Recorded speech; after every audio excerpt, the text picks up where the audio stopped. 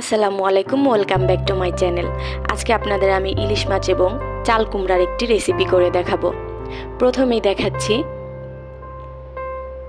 কিভাবে আমি ইলিশ মাছ এবং চাল কুমড়াটা কাটবো।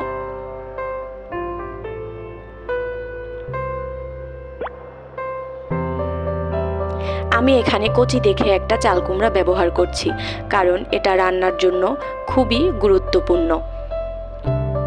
তাড়াতাড়ি সেদ্ধও হবে, আবার রান্নার মজাটাও বাড়িয়ে দিবে।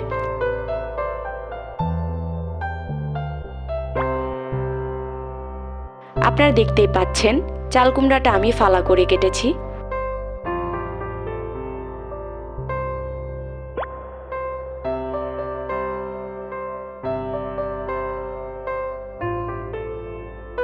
এখানে আমি অর্ধেক চাল কুমড়া ব্যবহার করব।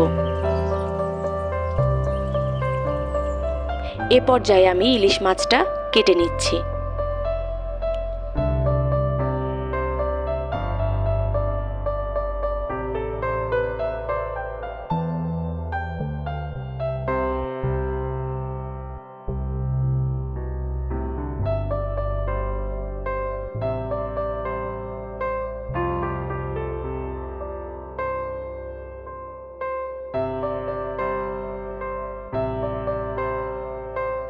মাছের লেজ এবং মাথা ব্যবহার করছি না।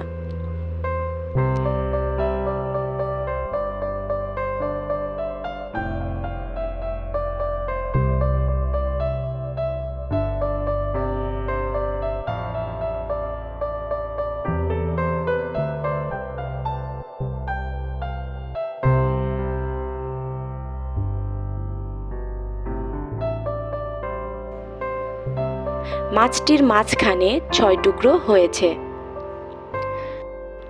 আমি এখানে লেজ এবং মাথা ব্যবহার করব না।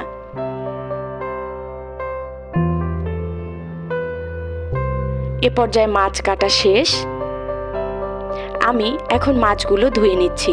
2 বার ইলিশ মাছটা ধুয়ে নিচ্ছি। ইলিশ মাছ অন্যান্য মাছের মতো বেশি ধোয়ার দরকার হয় না, সেক্ষেত্রে মাছের টেস্ট নষ্ট হয়। পিস করা চাল কুমড়োগুলো ভালোভাবে ধুয়ে নিলাম। এবার রান্নার পালা। একটি কড়াইয়ে আমি 3 টেবিল চামচ সয়াবিন তেল নিচ্ছি, হাফ কাপ পেঁয়াজ কুচি,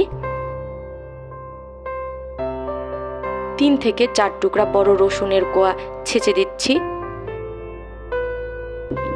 হাফ চা চামচ মরিচ গুঁড়া, 1 চা চামচ হলুদ, লবণ দিয়ে দিচ্ছি 1 চা চামচ। ভালো করে নেড়েচেড়ে একটু পানি দিয়ে কষিয়ে নিচ্ছি যেন মশলাটা পুড়ে না যায়। এবার দিয়ে দিচ্ছি মাছের পিসগুলি। 5 মিনিটের জন্য ঢেকে দিচ্ছি। ঢাকনা সরিয়ে উল্টে আবার 5 মিনিটের জন্য ঢেকে দিচ্ছি।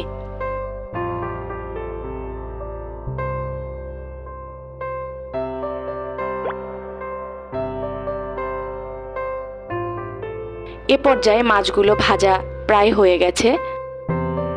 আর একবার উল্টে দিচ্ছি ভালো করে ভাজার জন্য।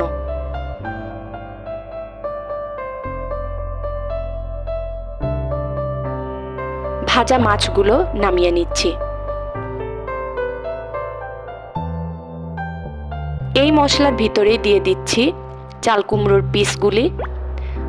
সামান্য পানি দিয়ে নেড়ে চেড়ে ঢেকে দিচ্ছি। ঢাকনা সরিয়ে মাথা চিড়ে 5টা কাঁচামরিচ দিয়ে দিচ্ছি। ভালো করে নেড়ে চেড়ে পানি দিয়ে দিচ্ছি হাফ কাপ পরিমাণ।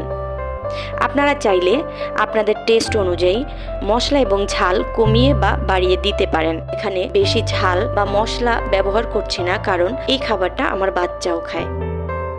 এ পর্যায়ে আমি দিয়ে দিচ্ছি ভাজা ইলিশ মাছগুলি। ভালো করে নেড়েচেড়ে আবার ঢেকে দিব। পানিটা শুকিয়ে আসলে মাছগুলি আমি আবার ভালো করে উল্টে দিব, যেন মশলাগুলি ভালো করে মাছের গায়ে লেগে যায়। হয়ে গেল আমার আজকের রেসিপি। আপনাদের ভালো লেগে থাকলে আমাকে কমেন্ট বক্সে জানাবেন এবং চ্যানেলটি সাবস্ক্রাইব করবেন। আল্লাহ হাফেজ।